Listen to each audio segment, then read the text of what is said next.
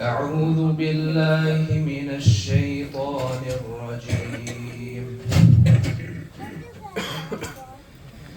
بسم الله الرحمن الرحيم. يا أيها الناس أنتم الفقراء إلى الله والله هو الغني الحميد. إن يشأ يذهبكم ويأت بخلق جديد وما ذلك على الله بعزيز. ولا تزر وازرة وزر أخرى وإن تدع مثقلة إلى حملها لا يحمل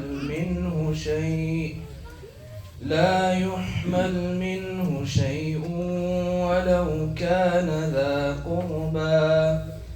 إنما تنذر الذين يخشون ربهم بالغيب وأقاموا الصلاة ومن تزكى فإنما يتزكى لنفسه وإلى الله المصير.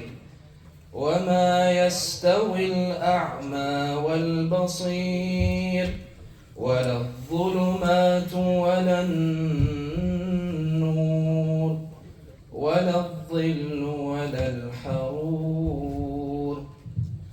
وما يستوي الأحياء ولا الأموات. إن الله يسمع من يشاء وما أنت بمسمع من في القبور. صدق الله العظيم.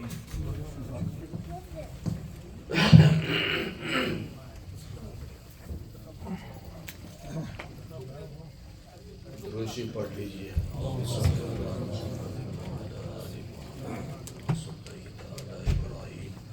وعلى آل إبراهيم إنك حميد مجيد. اللهم بارك على محمد وعلى آل محمد كما باركت على إبراهيم وعلى آل إبراهيم إنك حميد مجيد.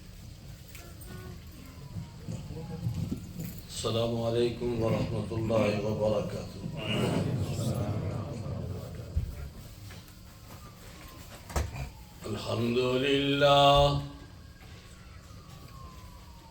الحمد لله وكفى والصلاة والسلام على سيد الرسل وخاتم الأنبياء وعلى آله وصحبه نجوم الهدى الذين هم مفاتيح الرحمة ومصابيح الغرر. ونشهد أن لا إله إلا الله وحده لا شريك له. ونشهد أن سيدنا ومولانا محمدا عبده ورسوله شهادة تكون للنجاة وسيلة ولعلو الدرجات كفيلة. أما بعد فأعوذ بالله من الشيطان الرجيم. بسم الله الرحمن الرحيم. زين للناس حب الشهوات من النساء والبنين والقناطير المقنطرة من الذهب والفضة والخيل المسومة والأنعام والحرث ذالک متاع الحیات الدنیا واللہ عندہ حسن المآب قل بفضل اللہ وبرحمتہ فبذلک فلیفرحوا هو خیر مما یجمعون۔ صدق اللہ۔ قرآن وہ کتاب ہدایت ہے جس کے بعد بے شک کوئی کتاب ہدایت نہ آئے گی۔ وہ معزز تھے زمانے میں مسلمان ہو کر، اور ہم خوار ہوئے تارک قرآن ہو کر۔ گر تمی خواہی مسلمان زیستن، نیست ممکن جز با قرآن زیستن۔ میرے قابل صد احترام علماء کرام، بزرگوں، دوستوں، عزیز بھائیوں،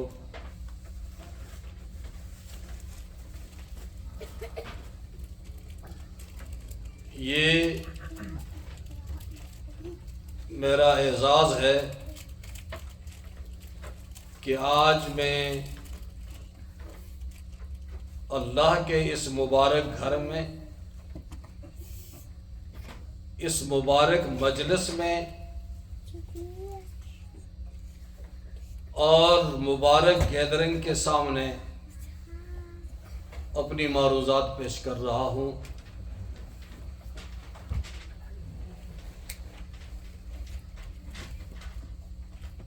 جو پودا حضرت مولانا شیخ الحدیث مولانا عبد المتین نعمانی صاحب نے لگایا تھا، الحمدللہ یہ ان کا صدقہ جاریہ ہے کہ ان کا سلسلہ قائم ہے۔ آج تفسیر جلالین کے اختتام کے موقع پر ہم یہاں اکٹھے ہیں۔ وہ حضرات بڑے بابرکت ہیں، خوش نصیب ہیں کہ کائنات کے رب نے انہیں اپنے کلام کے لیے چن لیا۔ یہ انتخاب میرا اور آپ کا نہیں ہے، یہ اللہ کی مرضی ہے۔ اللہ تعالیٰ نے یہ اعزاز حضرت مولانا محمد صالح نعمانی صاحب مدظ العالی کو عطا کیا کہ اپنے والد محترم کے سلسلے کو آگے قائم رکھا انہوں نے۔ آج دل کی گہرائیوں سے میں انہیں بھی مبارکباد پیش کرتا ہوں، اور جن حضرات نے تفسیر جلالین کو مکمل کیا ہے انہیں بھی دل کی گہرائیوں سے مبارکباد پیش کرتا ہوں کہ این سعادت بزور بازو نیست۔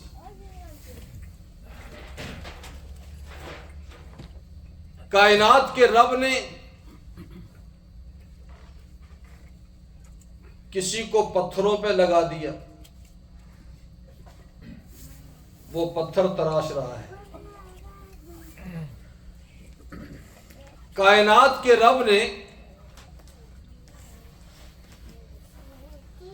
کسی کو گاربیج اٹھانے پہ لگا دیا، وہ اس کام پہ لگا ہوا ہے۔ کائنات کے رب نے کسی کو دنیاوی معاملات میں لگا دیا، انڈسٹری میں لگا دیا، فیکٹری میں لگا دیا، وہ اس میں لگا ہوا ہے۔ اور آپ خوش نصیب ہیں کہ کائنات کے رب نے آپ کو اپنے کلام پہ لگا دیا. سبحان اللہ. وہ خوش نصیب ہیں کہ جن کا انتخاب کائنات کے رب نے اپنے کلام کے لیے فرمایا.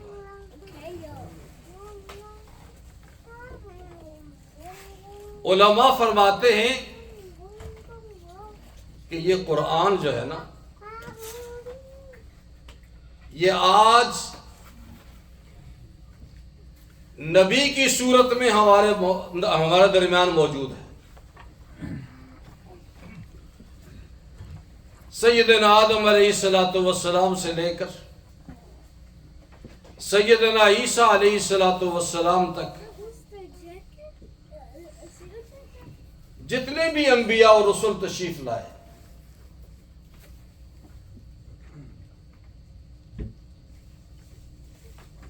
ان کی کتابیں محفوظ نہیں ہیں. ان سب کے مجموعے کو اللہ تعالیٰ نے جمع کر کے جن جن چیزوں کو رکھنا تھا،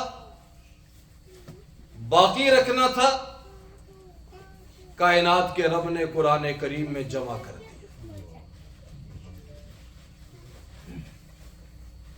اور جن احکامات کو نہیں رکھنا تھا، تبدیل کرنا تھا، اس کو تبدیل کر دیا.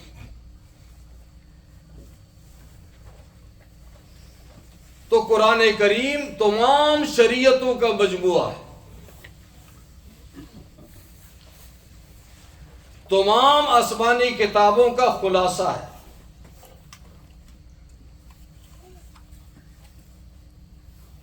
اللہ تعالیٰ فرماتے ہیں نا، الف لام میم اللہ لا الہ الا هو الحی القیوم نزل علیک الکتاب بالحق مصدقا لما بین یدیہ وَأَنزَلَ التَّوْرَاةَ وَالْإِنْجِيلَ. میرے محبوب، ہم نے آپ کی طرف کتاب نازل فرمائی، مُصَدِّقًا لِمَا بَيْنَ يَدَيْهِ، جو پہلی کتابوں کی تصدیق کرنے والی ہے. وَأَنزَلَ التَّوْرَاةَ وَالْإِنْجِيلَ مِنْ قَبْلُ هُدًى لِلنَّاسِ وَأَنزَلَ الْفُرْقَانَ. جس سے معلوم ہوتا ہے کہ اللہ تعالیٰ نے تمام شریعتوں کا مجموعہ قرآن میں کر دیا. جس طرح نماز ہے نا، نماز اور روزہ یہ وہ عبادات ہیں جو روز اول سے چلی آ رہی ہیں. یہ عبادات اتنی ہی پرانی ہے جتنا انسان پرانا ہے. سیدنا آدم علیہ السلام ایام 20 کے روزے رکھتے تھے.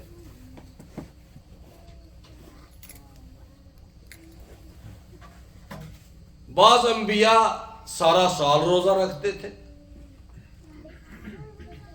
بعض انبیاء ایک دن افطار اور ایک دن روزہ رکھتے تھے.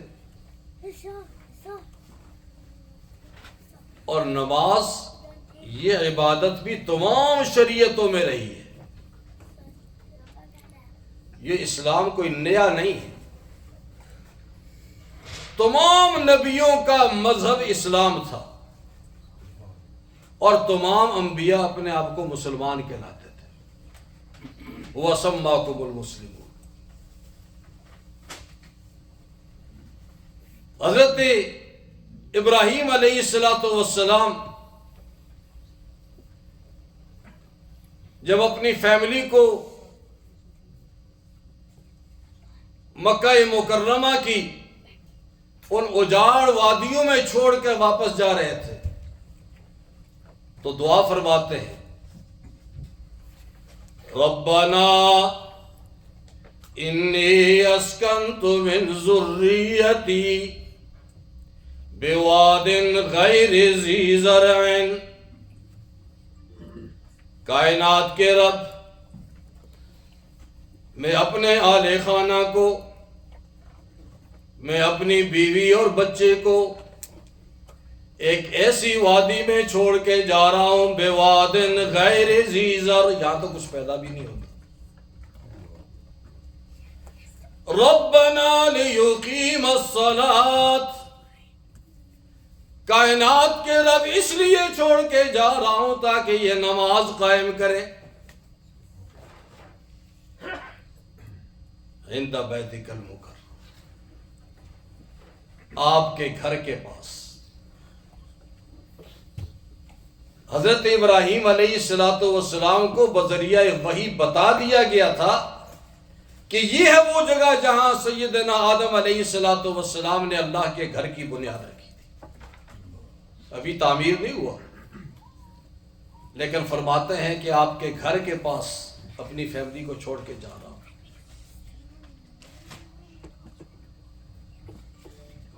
تو قرآن کریم تمام شریعتوں کا مجموعہ ہے۔ سیدنا اسماعیل علیہ السلام کے متعلق کان یامر اہلہ بالصلاۃ والزکاۃ، وہ اپنی فیملی کو حکم دیا کرتے تھے، وصیت کرتے تھے کہ نماز پڑھتے رہو، زکوٰۃ دیتے رہو، اور یہی حکم ہمیں بھی ہے۔ کسی شریعت میں 2 نمازیں فرض تھی، کسی میں 3 تھی، کیفیت مختلف ہو سکتی ہے۔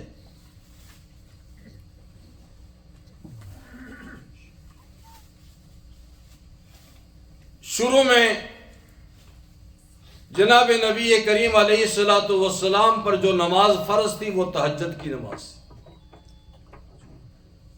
وَمِنَ اللَّيْلِ فَتَهَجَّدْ بِهِ نَافِلَةً لَكَ عَسَىٰ أَن يَبْعَثَكَ رَبُّكَ مَقَامًا مَحْمُودًا۔ میرے پیارے، میرے محبوب، من اللیل فتہجد، رات کے حصے میں اٹھ کر اللہ سے اپنی لو لگا۔ کائنات کا رب آپ کو مقام محمود عطا فرمانے والا ہے۔ اور پھر بعد میں طرفی النہار، صبح اور شام کی نمازیں تھیں۔ شب معراج میں جب کائنات کے رب نے اپنے حبیب کو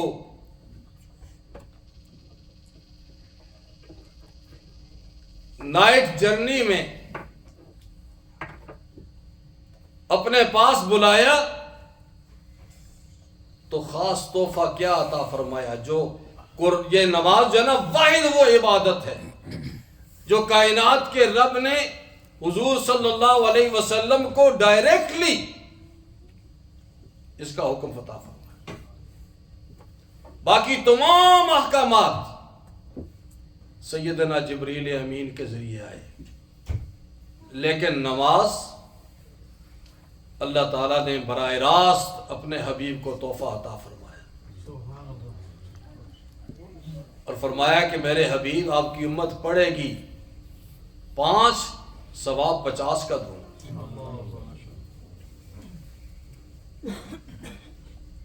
بہرحال یہ بھی الگ بحث ہے، لیکن میں عرض یہ کر رہا تھا کہ قرآن کریم بہت بڑی نعمت ہے، اتنی عظیم نعمت ہے کہ دنیا و ما فیہا کی کوئی نعمت اس کے برابر نہیں ہو سکتی۔ سب سے بڑی نعمت تو یہ ہے کہ یہ اللہ کی صفت ہے، اللہ کا کلام ہے۔ وَكَلَامُ الْمُلُوكِ مُلُوكُ الْكَلَام، بادشاہوں کا کلام جو ہے، بادشاہوں کی بات باتوں کی بادشاہ ہوا کرتی ہے۔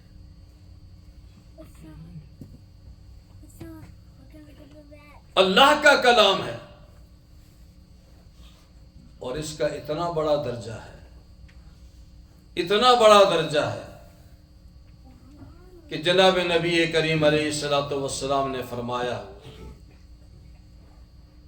لا اقول الف لام میم حرف بل الف حرف ولام حرف ومیم حرف. فرمایا کہ جو اس کلام کا ایک لفظ پڑھے گا اللہ 10 نیکیاں عطا فرمائے گا. اور میں یہ نہیں کہتا کہ الف لام میم ایک حرف ہے. الف الگ حرف ہے، لام الگ حرف ہے، اور میم الگ حرف ہے. آج کے زمانے میں ایک اور پراپیگنڈا بھی ہو رہا ہے بڑی خوبصورتی کے ساتھ. کہتے ہیں جی کہ یہ رٹا لگانے کا کیا فائدہ ہے؟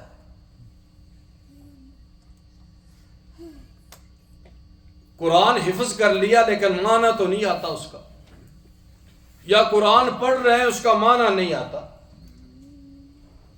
تو اس کا کوئی فائدہ نہیں. میرے آقا نے جو مثال دی، الف لام میم کے معنی کسی کو آتے؟ اللہ و رسولہ اعلم. بعض علماء نے اس کے معنی نکالے ہیں لیکن وہ اندازے سے،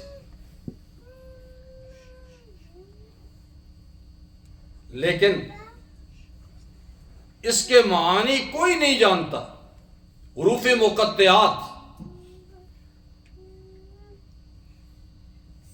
اللہ ہی ان کے معنی جانتے ہیں.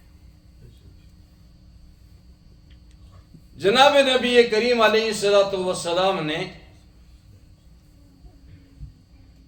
فرمایا کہ الف لام میم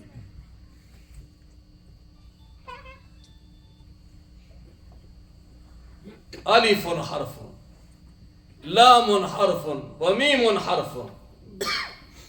مثال دی ایسے الفاظ کی جس کے معنی کوئی نہیں جانتا. میرے آقا نے بتا دیا، تعلیم دے دی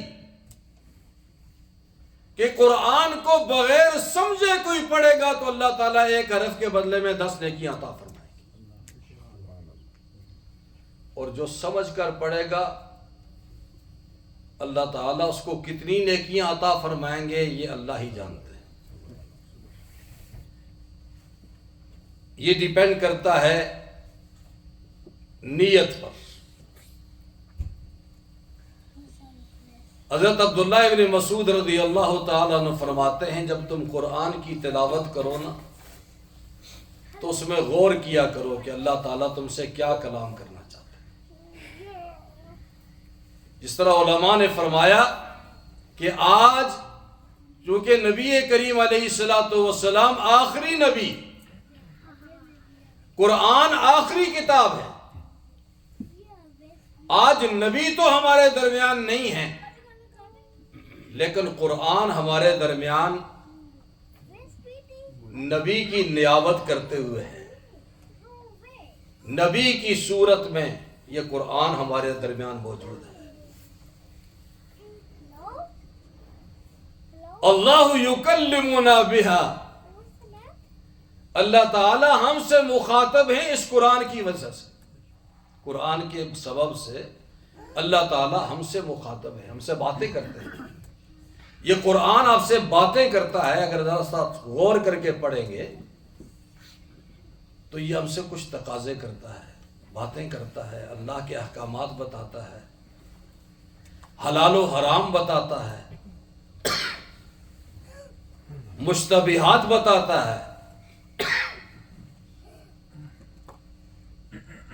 حدیث میں ہے الحلال بین والحرام بین وبینہما مشتبہات.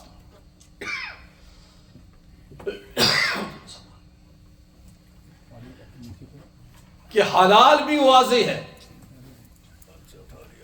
حرام بھی واضح ہے، ان دونوں کے درمیان مشتبہات. جو آدمی مشتبہات سے بچے اور حلال حرام جو واضح ہیں ان کی طرف جائے وہ کبھی گمراہ نہیں ہوگا، کبھی ناکام نہیں ہوگا۔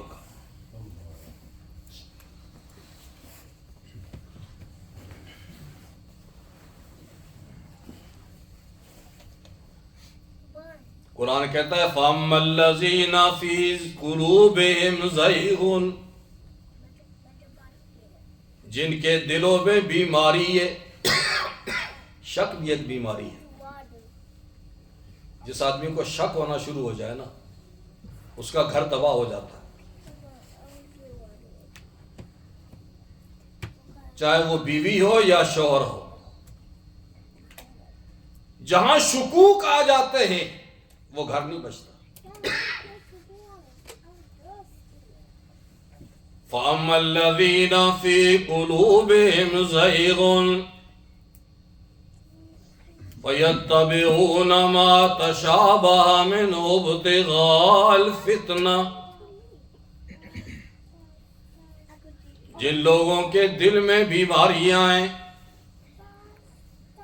وہ مشتبہات کے پیچھے جاتے ہیں تاکہ فتنہ کریٹ کریں، لوگوں کے دل میں شکوک و شبہات پیدا کریں، لوگوں کو صراط مستقیم سے ہٹائیں۔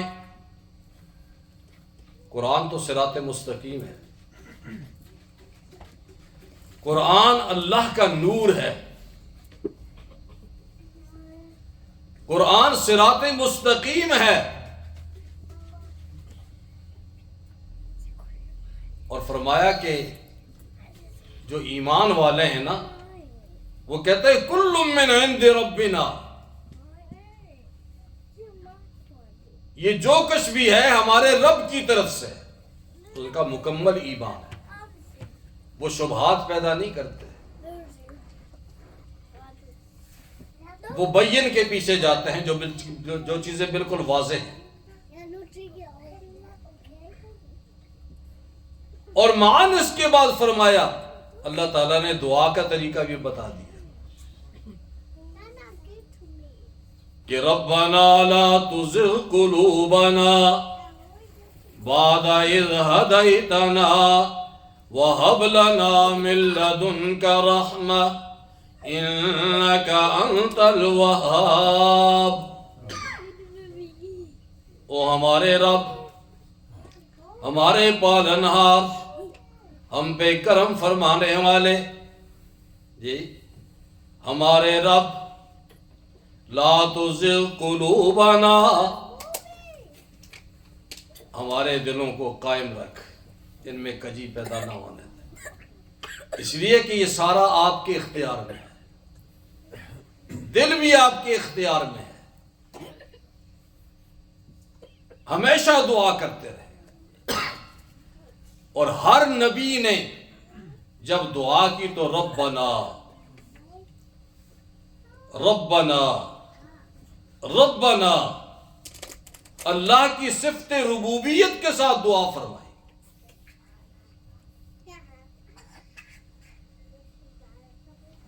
برادران محترم، تو قرآن کریم بہت بڑی نعمت ہے، ایسی نعمت کہ اس کی ہم صرف دنیا اور آخرت میں کوئی اور نعمت نہیں، جس کا دیکھنا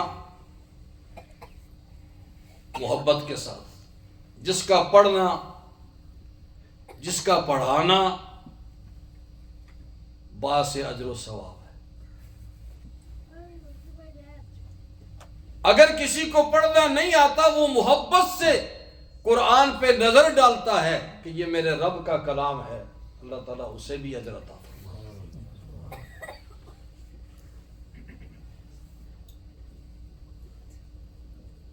اور جو اٹک اٹک کر پڑھتا ہے، حضور فرماتے ہیں اس کو اللہ تعالیٰ ڈبل ثواب دیتے ہیں، وہ زیادہ محنت کر رہا ہے، پڑھنے کی کوشش کر رہا ہے۔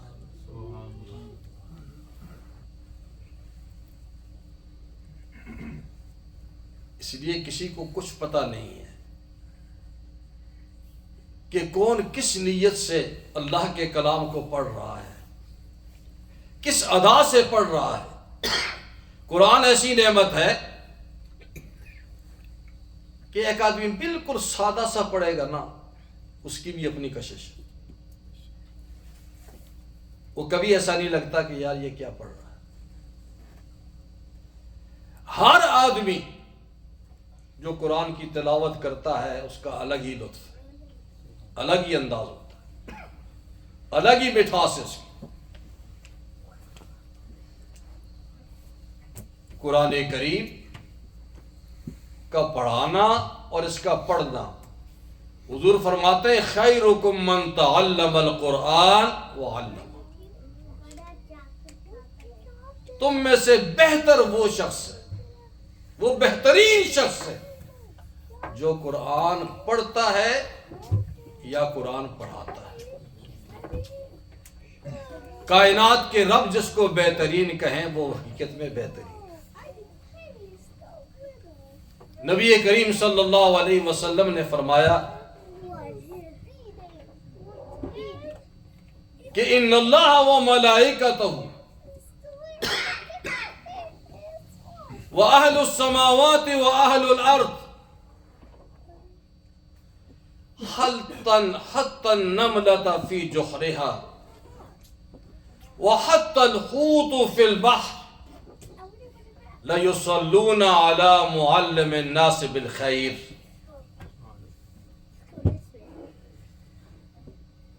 میرے آقا نے فرمایا کہ اللہ تعالی بھی، اس کے فرشتے بھی درود بھیجتے ہیں،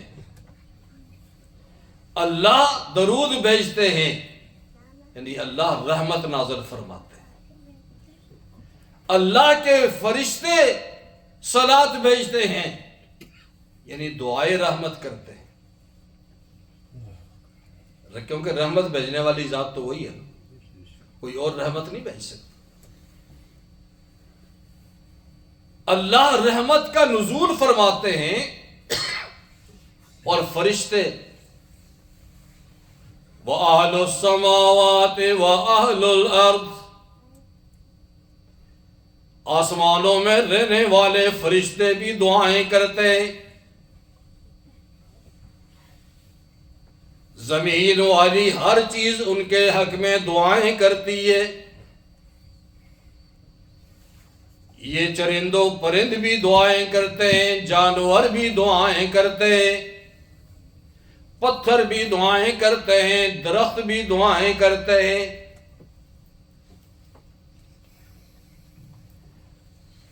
حتی النملة فی حجرها، یہاں تک کہ چیونٹی اپنے حجرے میں، اپنے بل میں اس کے لیے دعا کرتی ہے، وحتی الحوت فی البحر، یہاں تک کہ مچھلی سمندر کی تہ میں اس کے لیے دعا کرتی ہے، کس کے لیے؟ علی معلم الناس بالخیر، اس شخص کے لیے دعائیں کرتے ہیں جو لوگوں کو خیر کی تعلیم دیتا ہے، جو قرآن کی تعلیم دیتا ہے، حدیث کی تعلیم دیتا ہے، اچھی بات بتاتا ہے، نصیحت کرتا ہے، کسی درجے میں بھی کرتا ہے، معلم الناس بالخیر۔ اللہ فرماتے ہیں، حضور فرماتے ہیں کہ اللہ تعالیٰ بھی اس پہ رحمت نازل فرماتے ہیں، آسمانوں والے بھی اس کے لیے دعا کرتے ہیں، زمینوں والے بھی دعا کرتے ہیں، حتیٰ کہ وہ چیونٹی چھوٹی سی جس پر کسی کی نظر نہیں پڑتی، وہ مچھلی جو سمندر کے تہ میں چل رہی ہے، وہ بھی اس کے لیے دعا کرتی ہے کہ اللہ تو اس پر کرم فرما دے، اس پہ رحم فرما دے۔ ہمیں اس کی قدر اس دنیا میں تو نہیں ہے، لیکن جو آنے والی زندگی ہے، وَالْآخِرَةُ خَيْرٌ وَأَبْقَىٰ، وہ آخرت کی زندگی جو باقی رہنے والی زندگی ہے، وہاں پتہ چلے۔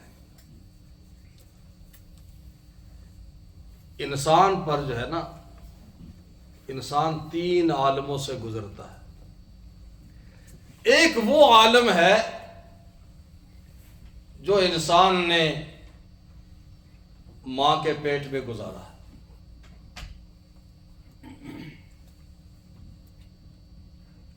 کائنات کے رب نے ایک وہ عالم دیا جو ماں کے پیٹ میں گزارا۔ ماں نے اس کے لیے بڑے درد بھی برداشت کیے، پین برداشت کیا۔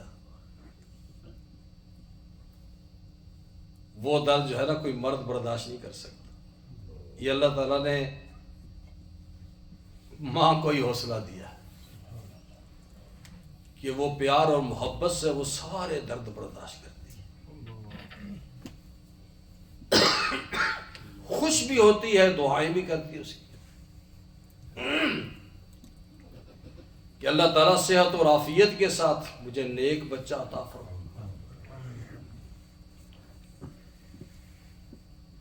کائنات کے رب فرماتے ہیں یا ایھا الانسان ما غرک بربک الکریم۔ انسان تجھے کیا ہو گیا ہے، کیوں اپنے رب سے دور چلا گیا؟ الذی خلقک فسواک، وہ کائنات کا رب جس نے تجھے پیدا کیا، فسواک، اور تجھے ٹھیک ٹھیک ترتیب دیا، فعدلک، پھر تجھے ٹھیک کیا، فی ای صورت ما شاء رکبک، جس صورت میں بھی چاہا اس نے پیدا کر دیا تمہیں، اور اس پیدائش میں ذرا برابر بھی نقص نہیں آنے دیا۔ ماں کے پیٹ کے 3 اندھیروں کے اندر کائنات کے رب نے ایسا نہیں کیا، ایسا نہیں ہوا کہ اندھیرے کی وجہ سے ناک ٹیڑھی ہو گئی، اندھیرے کی وجہ سے ایک کان نیچے اور ایک اوپر ہو گیا، ایک بازو ایک جگہ اور دوسرا دوسری جگہ لگ گیا، ایک ٹانگ سائیڈ پہ اور ایک آگے لگ گئی۔ فعدلک، حتیٰ کہ کائنات کے رب نے تیری پلک کو بھی ٹیڑھا نہیں ہونے دیا، تیرے ابرو کو بھی پہلا جو ہے وہ ٹیڑھا نہیں ہونے دیا، ہر ایک چیز کو پرفیکٹ بنایا، اور جو ایک دفعہ بنایا پھر اس کے بعد اس کے ساتھ دوسرا نقشہ نہیں بنا۔ شاذ و نادر کبھی جڑواں ہو جائے تو ایک طرح ہو جائے۔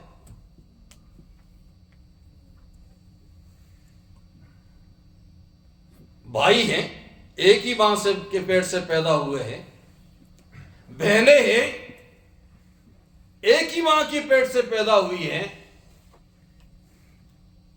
ہر ایک کی ناک کی شکل جدا،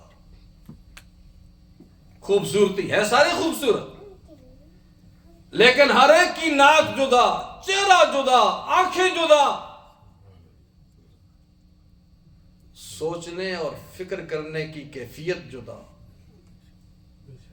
بات کرنے کا انداز جدا، ڈیلنگ جدا۔ ایک بھائی اگر ایک طرح ہے سوچتا ہے تو دوسرا دوسری طرح سوچتا ہے، ایک تحمل مزاج ہے تو دوسرا گرم مزاج ہے، فوراً شاٹ لگ جاتی ہے اسے۔ تو یہ کائنات کے رب کا گلدستہ ہے۔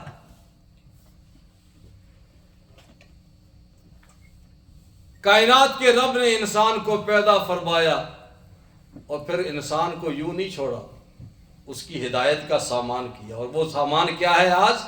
وہ قرآن ہے ہمارے پاس۔ جس کا پڑھنا بھی ثواب، پڑھانا بھی ثواب، دیکھنا بھی ثواب، اور جس کا ادب کرنا بھی ثواب۔ آج ایک چیز اور بھی جو ہے ہمارے معاشرے میں چل رہی ہے کہ ادب جو ہے وہ ختم ہو گیا۔ الدین کلہ ادب، دین ادب کا نام ہے، دین سارا ادب ہے، ادب سکھاتا ہے، ماں باپ کا ادب، استاد کا ادب، کتاب کا ادب، اللہ کے گھر کا ادب، نبی کا ادب، جی اللہ کا ادب۔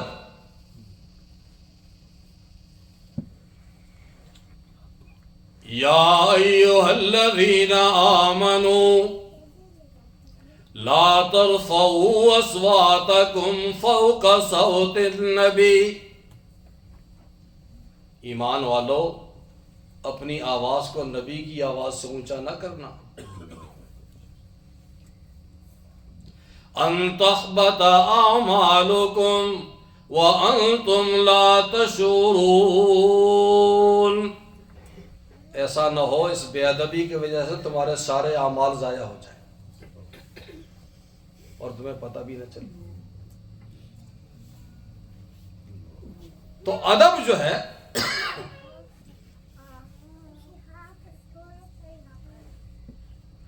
صحابہ فرماتے ہیں کہ جب یہ آیت نازل ہوئی، حضرت عمر تو بڑے جری تھے نا رضی اللہ تعالی عنہ، جب آیت نازل ہوئی تو ان کی آواز اتنی دھیمی ہو گئی کہ نبی کی محفل میں وہ اتنی آہستہ سے بات کرتے تھے کہ دوسرے کو سمجھنے میں اور سننے میں بڑی مشکل ہوتی تھی، دو دو تین تین دفعہ کبھی پوچھنا پڑتا تھا کہ آپ نے کیا فرمایا، کہ کہیں بے ادبی نہ ہو جائے، میرے اعمال ضائع نہ ہو جائیں، میری ہجرت بھی ضائع ہو گئی، حج بھی ضائع ہو جائے گا، سب کچھ ضائع ہو جائے گا۔ اور اسی لیے علماء کہتے ہیں کہ جب روضہ رسول پر حاضری دو تو بڑے مؤدب ہو کر دھیمی آواز میں صلاۃ و سلام پیش کرو۔ وہاں لکھا ہوا اوپر یہ آیت، لا ترفعوا اصواتکم فوق صوت النبی، نبی کی آواز سے اپنی آواز کو اونچا مت کرو، کہیں بے ادبی نہ ہو جائے، بجائے ثواب کے تم اپنے اعمال ضائع نہ کر بیٹھو۔ تو الدین کلہ ادب، دین ادب سکھاتا ہے۔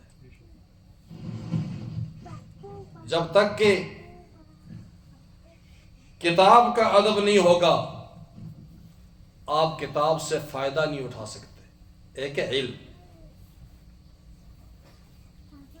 هل يستوي الذين يعلمون والذين لا يعلمون، علم والے اور بغیر علم والے برابر نہیں، قرآن کہتا ہے۔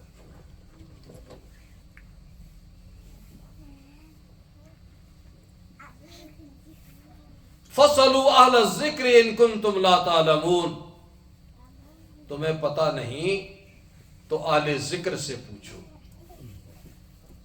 اہل ذکر سے پوچھو، اللہ والوں سے پوچھو، ذرا کتاب والوں سے پوچھو۔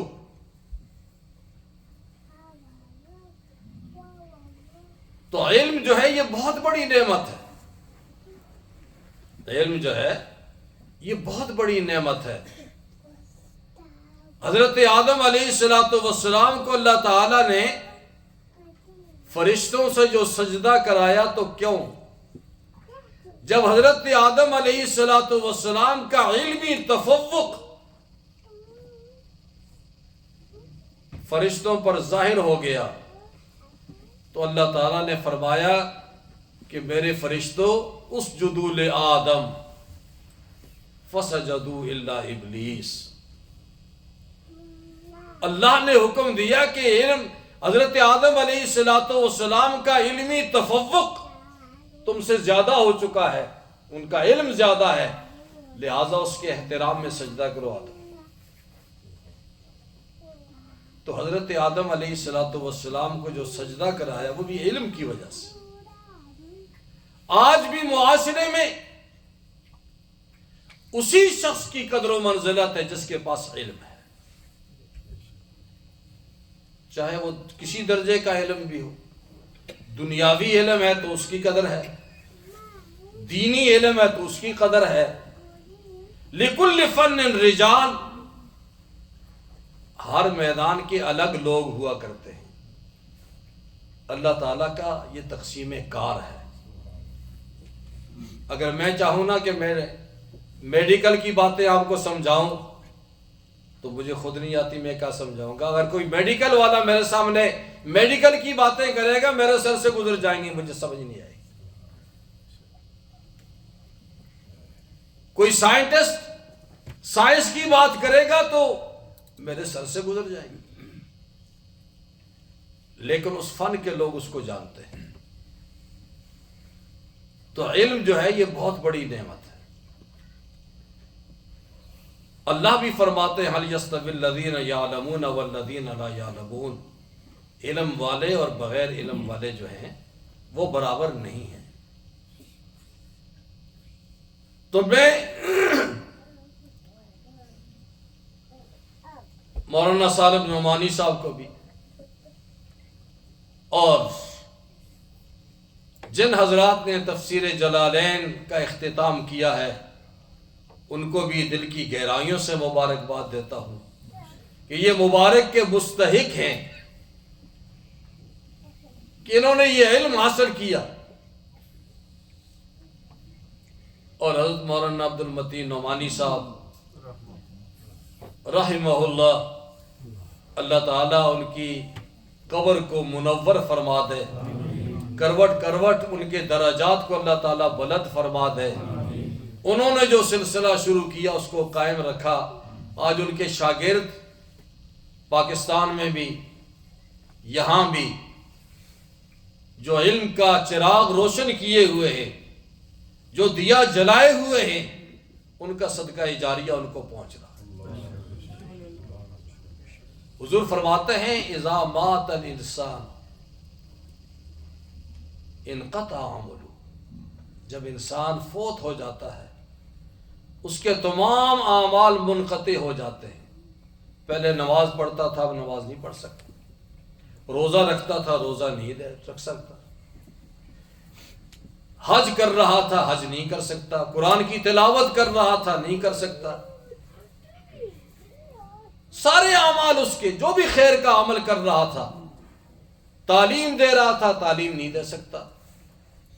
انقطع عملہ الا ثلاثۃ اشیاء، اس کے تمام اعمال منقطع ہو جاتے ہیں لیکن تین چیزیں جو ہیں وہ باقی رہتی ہیں۔ صدقۃ جاریہ، مسجد بنا دی، کتاب لکھ دی، تفسیر لکھ دی، جی لائبریری بنا دی، ہاسپٹل بنا دیا، انسانیت کی منفعت کی چیزیں کر دی۔ فرمایا صدقۃ جاریہ، وہ صدقہ جاریہ ان کو نفع پہنچاتا رہے۔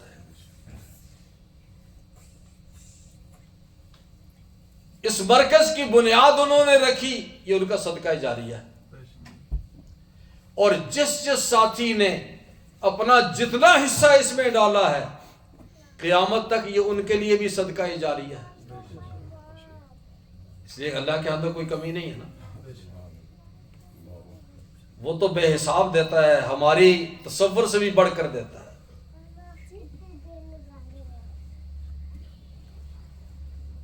اور دوسرا فرمایا وَعِلْمٌ يُنْتَفَعُ بِهِ، ایسا علم چھوڑ گیا جس سے لوگ فائدہ اٹھا رہے ہیں۔ شاگرد پیدا کر دیے جو آگے تعلیم دے رہے، کتاب لکھ دی جسے پڑھ کر لوگ فائدہ حاصل کر رہے ہیں، تفسیر لکھ دی لوگ پڑھ کے فائدہ اٹھا رہے ہیں، قرآن کریم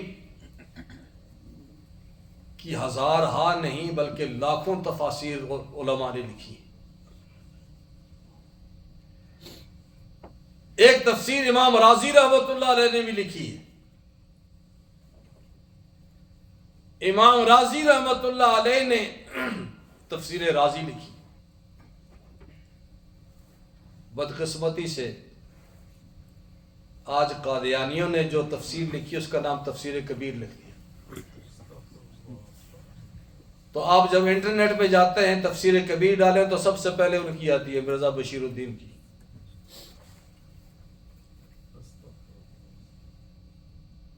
یعنی ایسا نام رکھ دیا کہ لوگ نیٹ کھولیں تفسیر سامنے آئے تو وہ ہماری تفسیر. امام رازی رحمۃ اللہ علیہ نے جو تفسیر لکھی انہوں نے 10 لاکھ مسائل قرآن کریم سے نکالے. اللہ اکبر. ان کے زمانے کے جو علماء تھے نا، جو معاصر اپنے زمانے کے لوگ جو ہے نا بہت کم ہی دوسرے کی عظمت کا اعتراف کرتے ہیں. یہ پاگل آدمی ہے، کہتا ہے جی 10 لاکھ جو ہے نا مسائل میں جو ہے قرآن سے میں نکالتا ہوں یا نکالے ہیں میں نے. انہوں نے سب کو بلایا اور کہا کہ صرف اعوذ باللہ اور بسم اللہ سے 10,000 مسائل میں نکالتا ہوں. سورہ فاتحہ سے 10,000 مسائل نکالتا ہوں. تو ان کے معاصر علماء نے بھی اعتراف کیا ان کے اس علم کا کہ علم جو ہے نا اس کی کوئی انتہا نہیں ہے. حضور فرماتے ہیں طلب العلم فریضۃ علی کل مسلم و مسلم. علم کا سیکھنا جو ہے وہ ہر مسلمان مرد اور عورت پر اتنا کم از کم تو سیکھے کہ اسے کوئی گمراہ نہ کر سکے. اور پھر فرمایا کہ اطلب العلم من المہد الی اللحد. علم کو سیکھو گود سے لے کر گور تک، قبر تک. یعنی ساری زندگی کوئی آدمی یہ نہیں کہہ سکتا. امام رازی رحمۃ اللہ علیہ نے اگر قرآن کریم سے 10 لاکھ مسائل نکالے ہیں تو امام رازی بھی یہ دعویٰ نہیں کر سکتے کہ بس اس سمندر میں جتنے موتی تھے میں نے نکال لیے ہیں، اب اور کوئی موتی باقی نہیں رہا. اور ایک شاعر نے کہا کہ جبیع العلم فی القرآن لیکن تقاصر ہم افہام الرجال. قرآن کریم تمام علوم کا منبع اور مرکز ہے، بنیاد ہے.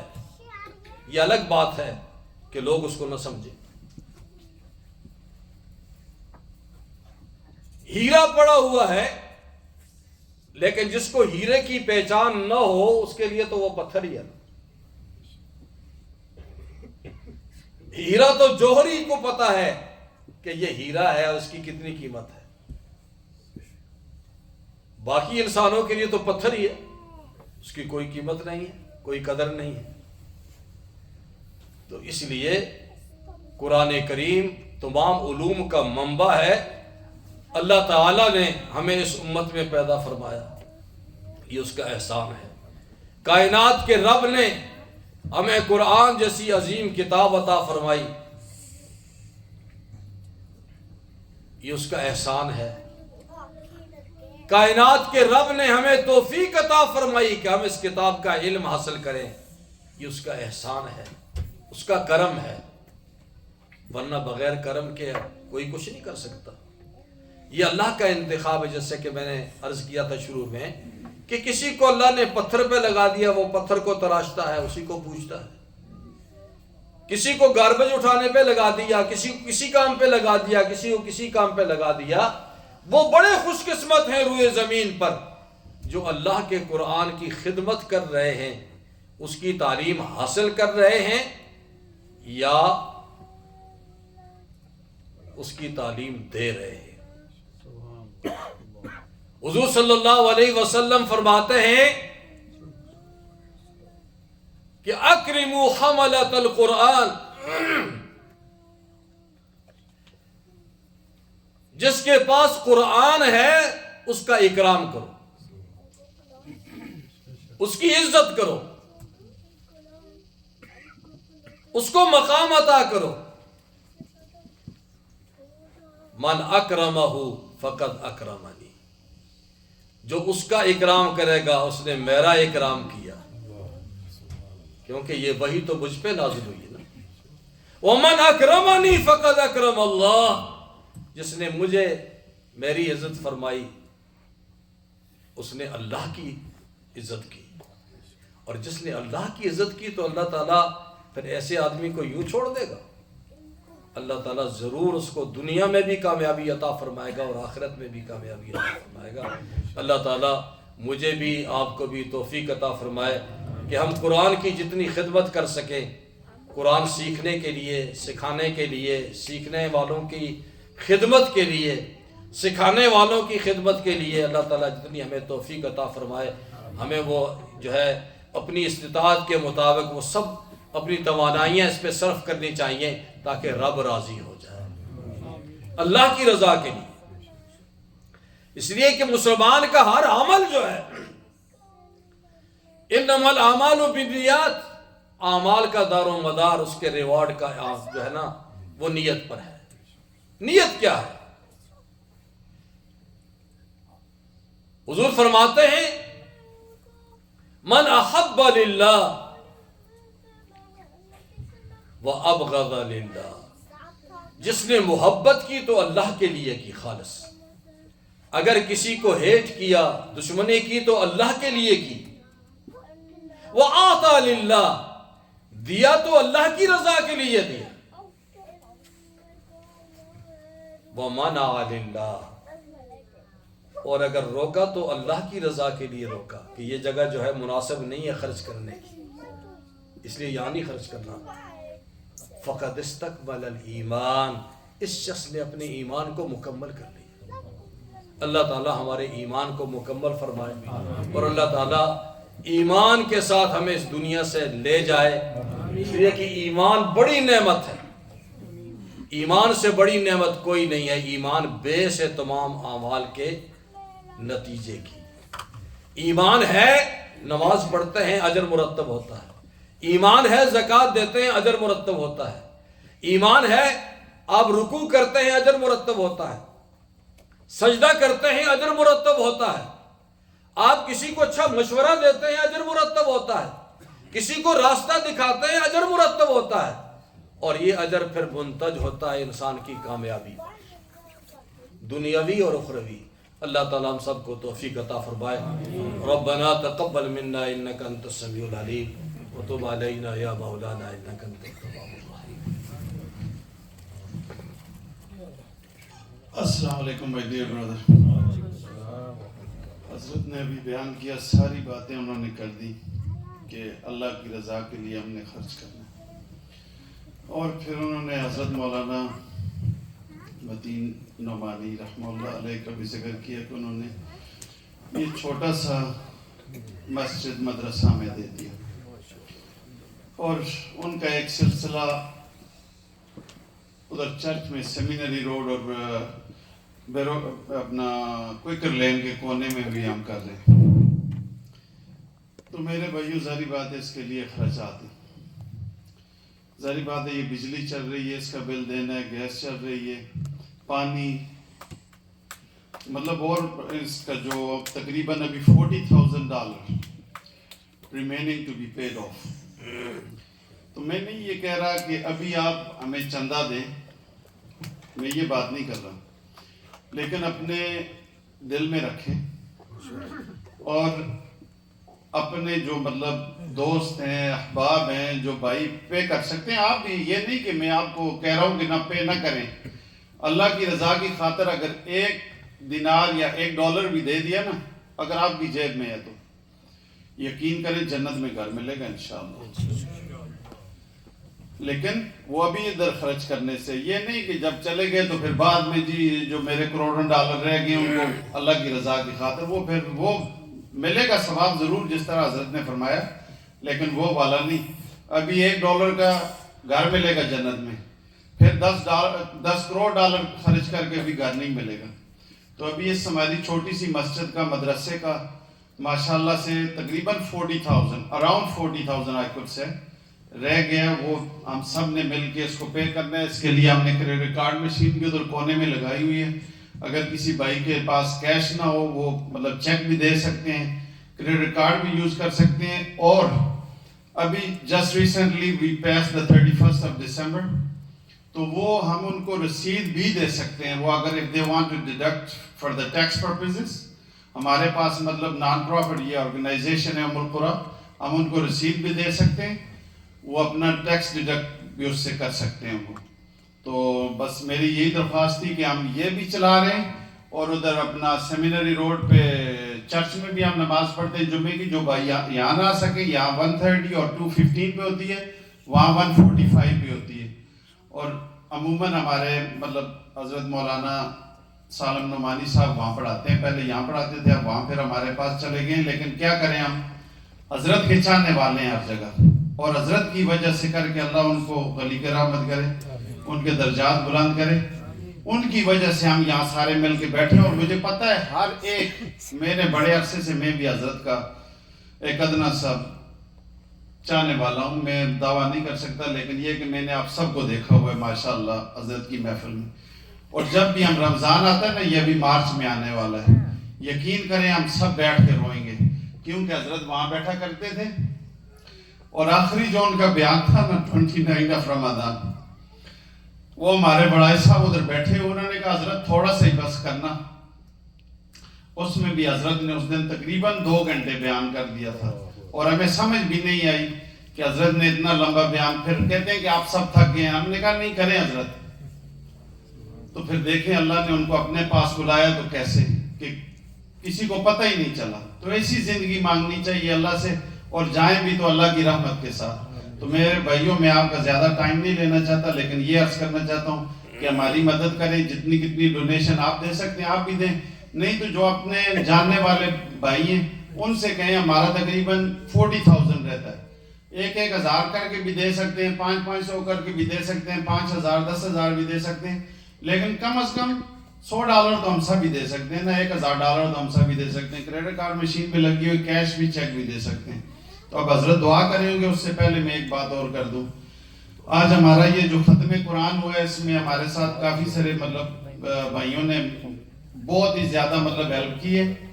اور اس کے لیے خصوصاً ہمارے مطلب حاجی افضل صاحب, انہوں نے بھی اس میں بڑا مطلب ہمارا ہاتھ بٹھایا اور کافی ساری مدد کی. اور اپنا شائنی والے جو ہیں وہ شاید جل صاحب, انہوں نے بھی کافی ہماری مدد کی. اور بھی جو بھائی ہیں انہوں نے بھی, جنہوں نے ہاتھ پاؤں کی یا کسی طرح بھی اپنا ٹائم دے کے مدد کی. اللہ پاک سب کی اس ایفرٹ کو قبول و منظور فرمائے. اور ابھی حضرت دعا کریں گے, اس کے بعد جو ہے ہم سب پھر جا سکتے ہیں. بلکہ چائے بھی ہے اگر آپ پینا چاہیں تو, ٹی یا کافی, whatever you like is right there.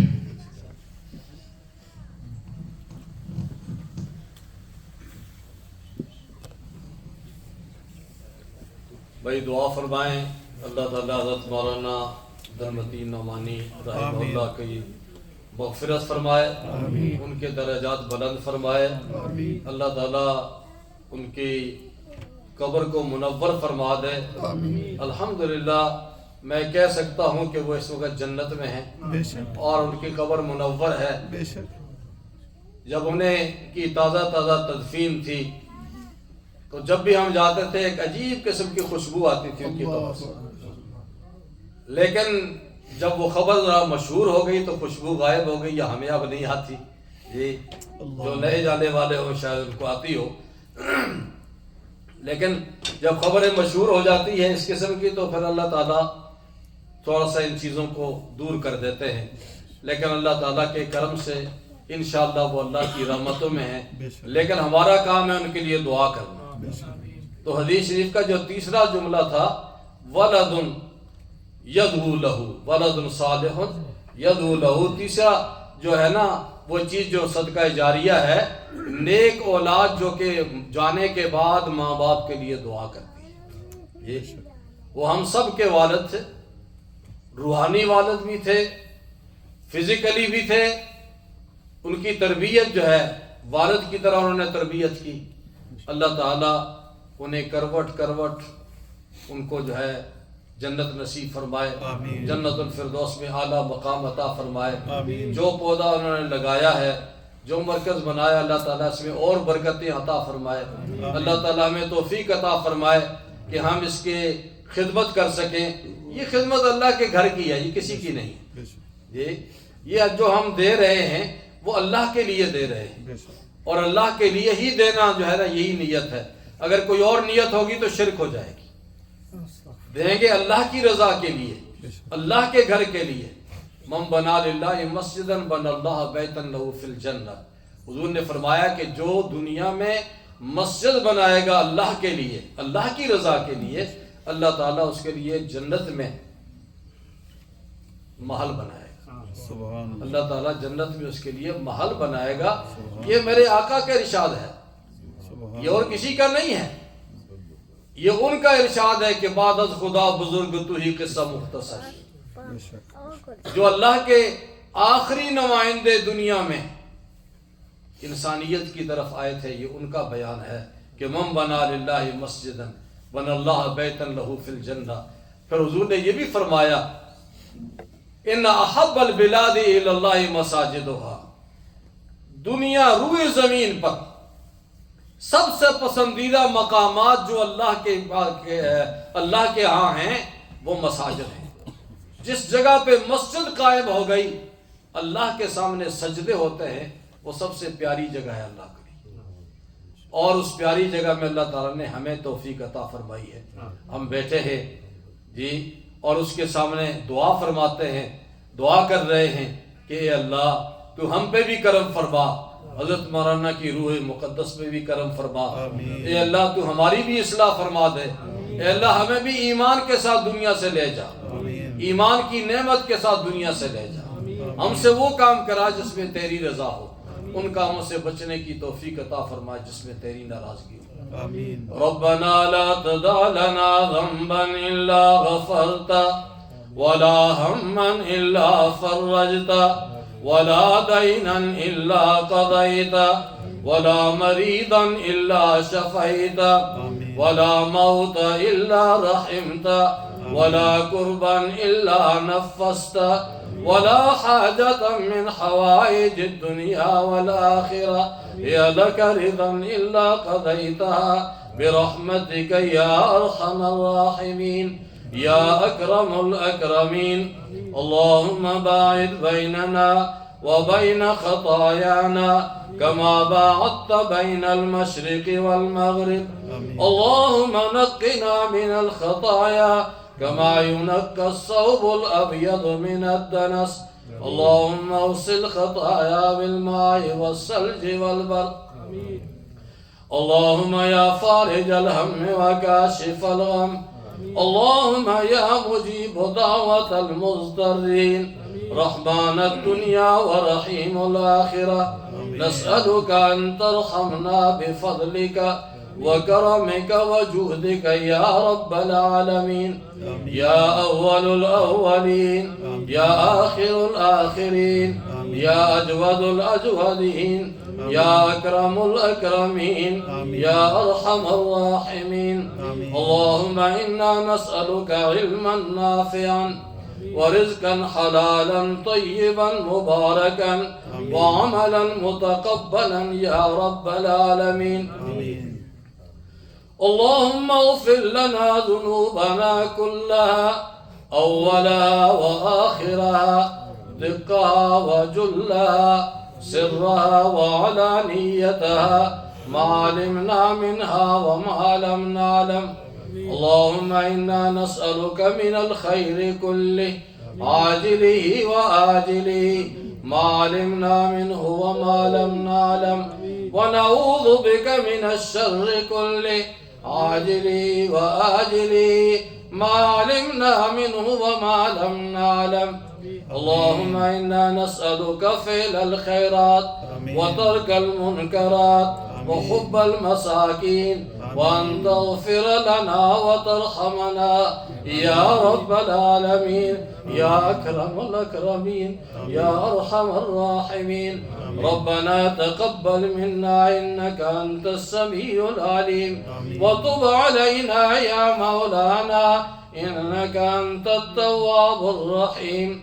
اللهم اغفر للمسلمين والمسلمات والمؤمنين والمؤمنات الأحياء منهم والأموات يا قاضي الحاجات يا رب العالمين. اللهم اغفر له وارحمه واجعل قبره روضة من رياض الجنة.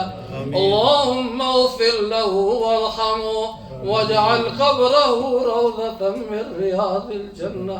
اللهم اغفر له وارحمه واجعل قبره روضة من رياض الجنة. وصلى الله على النبي وعلى آله وأصحابه أجمعين. آمين يا رب العالمين.